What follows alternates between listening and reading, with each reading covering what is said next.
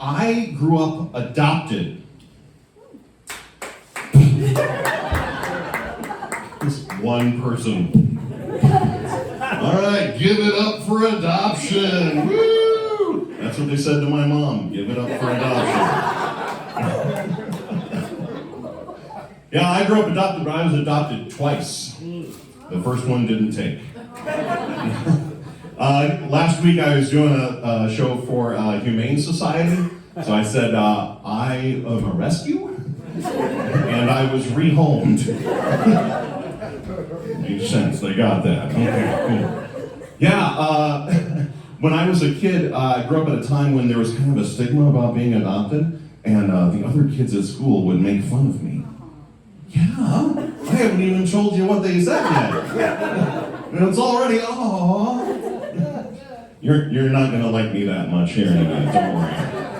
Yeah, the kids would be like, Brian, why do you go home after school? You don't have a real family, you're adopted. That's mean, right? Yes. Thank you. Well, I was a horrible person even then. Well, at least I know my family wanted me.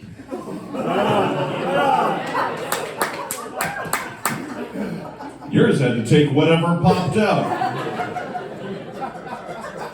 Good answer. Well, my adopted parents were not great at being parents. When I was 7 years old, our family cat died, and we dug a hole in the backyard to bury it. I'm standing there next to the grave. I'm holding my mom's hand. I look up her in the eyes and say, Mom, am I going to see Toki in heaven? Now, you might think that she ruined my childhood telling me that cats don't go to heaven. That is not what she said. What she said was, Brian, as an adopted child, you were conceived out of wedlock, so you don't have a soul.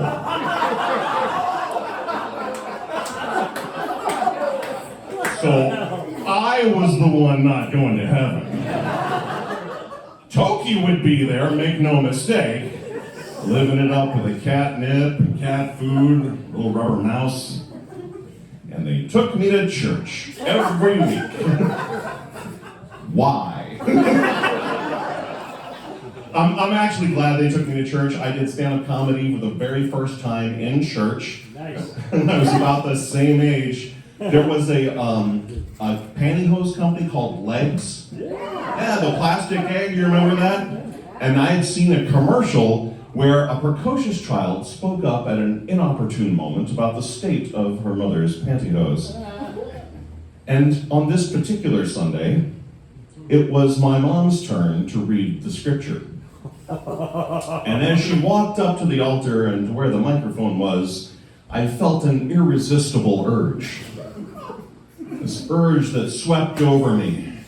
And my clear, youthful soprano voice rang out in the sanctuary, quoting the crux of this television commercial. That's my mommy, the one with the wrinkly pantyhose! And it killed. Waves of laughter moving over me. I had never felt anything like it. I had never felt so alive. Until we got to the car. The second time I was adopted is a much better story.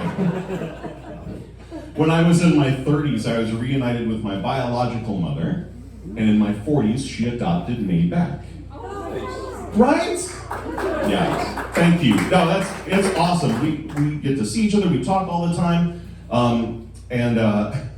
The thing is, she lives in Mississippi, and that's where they did all the paperwork.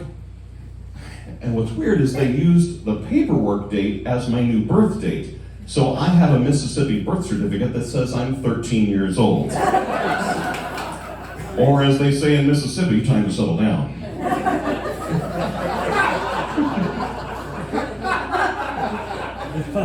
Being 13's okay. My wife says my body is going to start going through some strange and wonderful changes. I told her if my voice drops again, she's not going to be able to hear me. She said that'd be okay.